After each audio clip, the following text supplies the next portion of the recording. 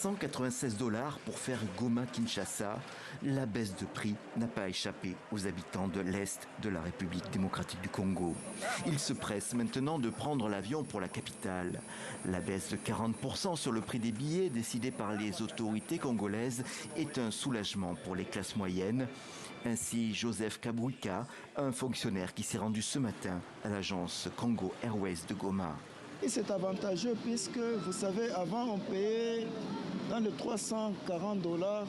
C'est comme si quelqu'un voyageait à Dubaï. Bon, maintenant, comme on a rabattu le prix, en tout cas c'est bien, on peut voyager n'importe quand. Avec le test Covid obligatoire et d'autres taxes, la dépense s'élève en fait à $255. Mais le pays est immense.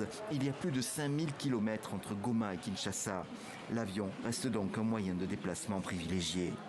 La compagnie nationale Congo Airways a dû augmenter sa fréquence de vol. Pour Kinshasa, on avait 3 vols par semaine. Mais pour le moment, on a multiplié le nombre de vols par semaine pour essayer de mettre les passagers à l'aise. Parce qu'en Kinshasa, on a maintenant 5 fois par semaine vol. Et pour Kindu, on a multiplié ça au lieu d'1 fois par semaine. Maintenant, on a fait à 2 semaines. Congo Airways est la nouvelle compagnie nationale. Elle s'est lancée en 2015 seulement. Avec la disparition d'Air Zaïre, le marché avait été envahi par des entrepreneurs privés qui ont négligé la sécurité, d'où le nombre important de crashs dans le pays.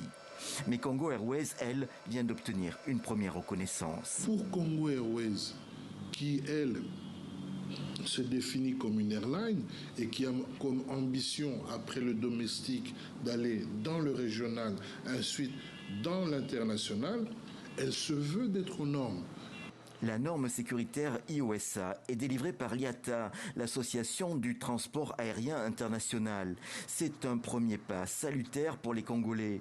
Mais pour le moment, Congo Airways figure encore sur la liste noire de l'Union européenne qui lui interdit les vols sur son territoire.